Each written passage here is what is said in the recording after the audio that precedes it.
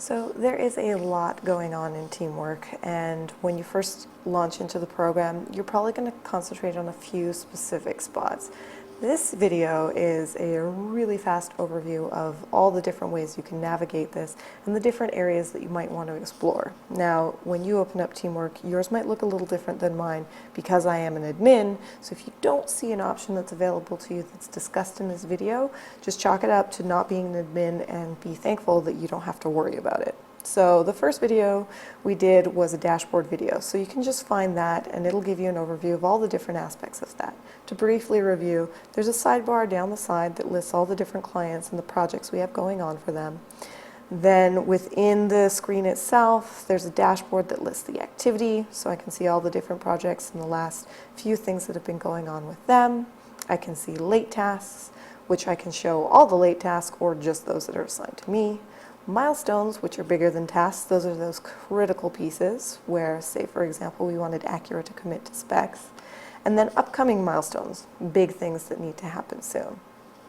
There's also events, and that is a view, basically a summary of the calendar and all the different things that are upcoming. You can toggle that by different views, 1 week, 1 month, a year, or the whole thing. So this is basically the dashboard, and true to its name, it's a place to get a quick overview of what's going on in teamwork. It can feel a little daunting, but once you're used to looking for specific things, you'll find it's actually a pretty helpful place to land. Continuing on with the top line navigation that's up here, there's an Everything tab. This is where you can really get reports of all the different stuff that's going on in the project. This is a place where project managers and directors will spend a lot of time, and probably as someone who's executing tasks, you'll want to avoid it. But if you do land here, you'll see that there's all the active tasks that are going on in the project. You can sort these by their due date, you can sort them by who they're assigned to or whether they're unassigned, and you can filter them. There's also an export function to Excel. This can be really useful if you're doing analysis of different tasks that are going on in the projects. You can also look at what's completed. Great to know who's doing what, how they're checking it off, and what kind of time is being associated with it. Milestone summary is also useful. It'll let you know what's going on in the company as a whole, what kind of projects and deadlines we're under.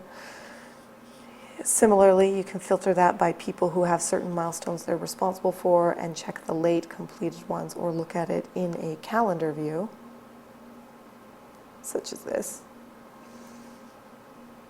And then there's messages, which we don't currently use, comments, which we do, which just tells you what people are talking about on the files, and any files or time that we've logged on these. Workload is a great tab to see how many hours are on projects and what remains to be done.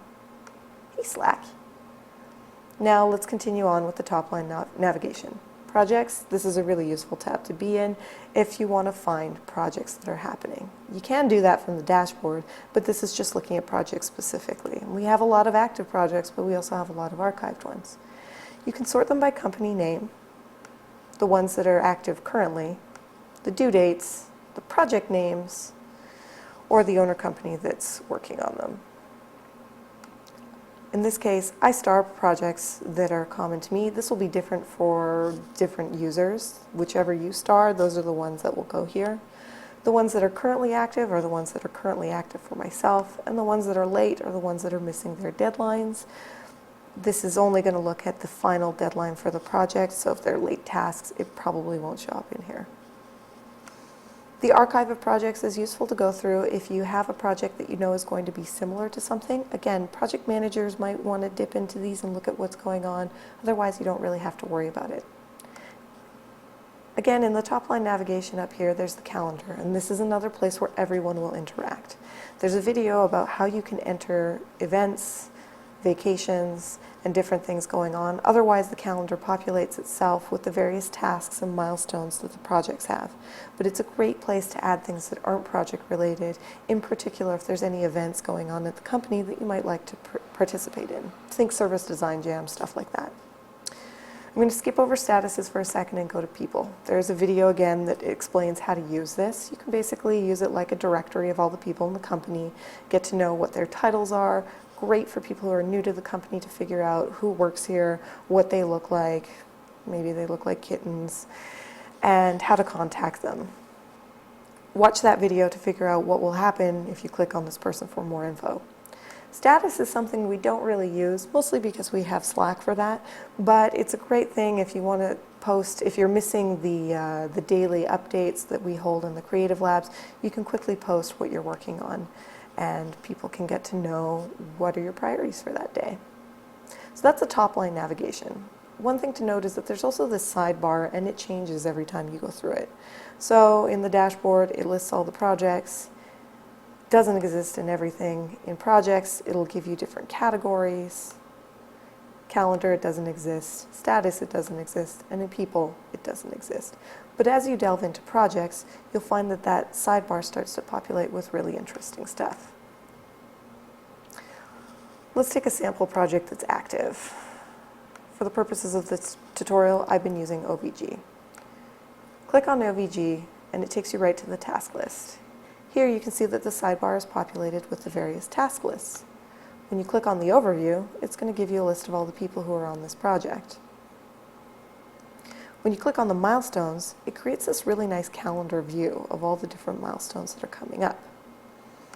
Messages isn't something that we use, but you could use it as a sort of alternate to email, especially if you want to post different things that are happening with the project. Files is really useful. We don't use it for projects that are largely on the server, but for ones where there's a lot of cloud collaborators, this is a great place to see people posting files. You can filter it by users, so if people are posting different things, and there is a limit on this space, so please try to be mindful of that. In the time, and you might not see this one when you log in, you'll see how many hours the project is estimated to take. Notebooks, this is another place where you can list longer documents, not so much messages, but maybe the project charter. This is something we're building out, and you'll see it more populated. Maybe we'll redo a video just for that later. Links are great. Here you can see that we've integrated ProofHQ, so we can see exactly when the client is posting comments, and you can just click on those pieces and tie it back into categories, say second proof. We'll do a different video for links, but it might be a few days before we get that posted. And just like there's a people in the top line navigation, there's a people tab down in the project level navigation. And this is where it just filters just for this project. It's just great to get a sense of who's working on it. For now, it's defaulted to all people in the project since we weren't sure who would touch this one, but we'll sort it out afterwards. That's basically the navigation in terms of tabs. There's one last place, and that's in the upper right-hand corner here. I've walked through quickly how to use switching projects, which is just basically a way to get to a project really quickly, especially if you're already in one. You can simply use it to navigate the ones you've recently visited or your favorites, or do a search for something if you know the title of it. There's a couple other things that are useful here.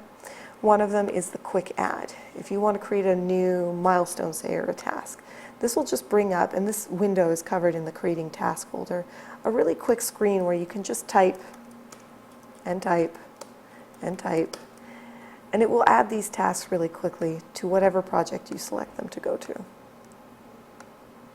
That's basic navigation. Hopefully it gives you a sense of all the different factors. Check out the other videos to know what to do in each of those spots and get a bit more detail on how to create, complete things, and upload info.